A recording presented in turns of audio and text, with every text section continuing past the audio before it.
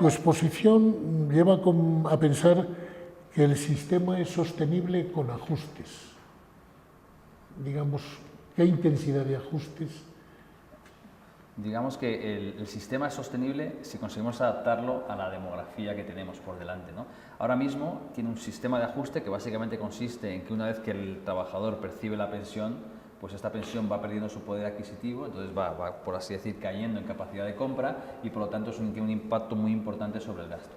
y en la contención del gasto, y hace que el sistema sea sostenible. El problema es que este mecanismo, que es efectivo para la sostenibilidad, no es eficiente desde el punto de vista económico, porque es muy difícil gestionar una jubilación cuando tu capacidad de compra va aumentando con la longevidad y tú no sabes cuándo es la fecha en la que vas a... tienes capacidad para defenderte. Claro, tienes capacidad para defenderte. Entonces el reto consiste en buscar otro mecanismo de contención del gasto y que haga que el sistema sea sostenible, pero que no sea la congelación de las pensiones. Y ese es el reto que tenemos por delante.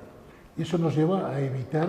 la erosión de las pensiones. Efectivamente, la idea es que en vez de percibir la pensión, digamos la pensión de 1.000 euros cuando te jubilas, por poner un ejemplo, y que esta pensión va perdiendo capacidad de compra con el paso del tiempo, pues buscar para las generaciones que se van a jubilar dentro de 20 años, por ejemplo, pues se les dice, mira, tu pensión no va a ser 1.000 euros y cayendo en capacidad de compra hacia abajo, que es como está el sistema ahora mismo, va a ser, pongamos un ejemplo, 800 euros, pero va a estar, por así decir, protegida frente a la inflación. De tal forma que a este trabajador que le estás avisando con antelación, le está diciendo que el sistema ha cambiado, le vas a dar siempre la oportunidad de reaccionar. Es decir, usted, si se quiere jubilar a los 67 años, no van a ser 1.000, van a ser 800, protegido con la inflación, pero usted tiene la oportunidad, si quiere, de alargar su etapa laboral para compensar esta caída y, por lo tanto, volver a percibir una pensión un poco más alta. Y con los roles políticos actuales, ¿tú crees que hay algún político que se atreve a sostener eso ante su electorado? El problema es que el sistema está en una encrucijada, porque por un lado la congelación de las pensiones no es un activo político, por otro lado la reforma que habría que hacer pues también tampoco es que sea muy popular políticamente, y por lo tanto la única posibilidad de hacerlo es con un gran pacto nacional entre las fuerzas políticas que de alguna forma expliquen a los ciudadanos el problema y reformen el sistema de una vez por todas, y que por lo tanto se puedan dedicar a hacer otras cosas.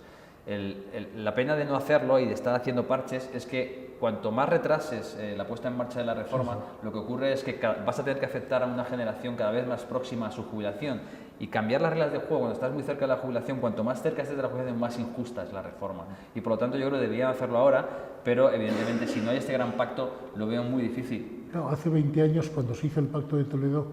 fue, digamos, una concatenación de factores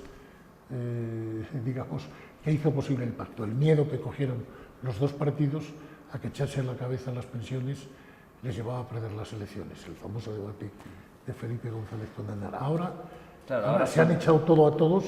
y están metidos en un lío, ¿no? ¿Cómo salen? Efectivamente, además ahí son 4, antes eran 2, ahora son 4, entonces de alguna forma, bueno, pero también es verdad que cuanto más difícil parece todo, pues al final acaba apareciendo la solución, ¿no? Yo creo que esta legislatura es idónea para hacerlo porque se necesitan unos a otros, y al final se trataría un poco de arreglar una serie de cosas. Unas son las pensiones, pero podríamos hablar de educación o hablar a lo mejor también de la sanidad, arreglarlo, hacerlo, dejarlo de la forma mejor posible para las próximas décadas, y ya digamos que se han quitado un problema muy gordo de encima y ya se pueden dedicar pues a hacer otra serie de cosas para los ciudadanos. ¿Cómo valoras, y sería la última, el consenso entre los expertos? Porque hace 20 años, primero, había menos estudios, aunque les había más difusos y más radicales. Ahora me da la sensación de que hay una confluencia,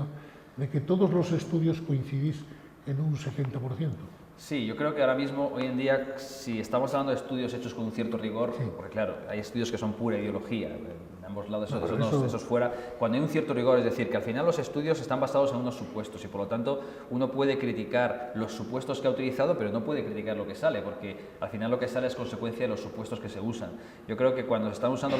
se hace un análisis más o menos razonable, los supuestos que se están usando son los más realistas o los más probables de los que vemos a día de hoy, y por lo tanto, una vez que ponen estos supuestos en cuanto al envejecimiento, en cuanto al crecimiento de la productividad, en cuanto a las tasas de empleo, etcétera, digamos que al final es bastante sencillo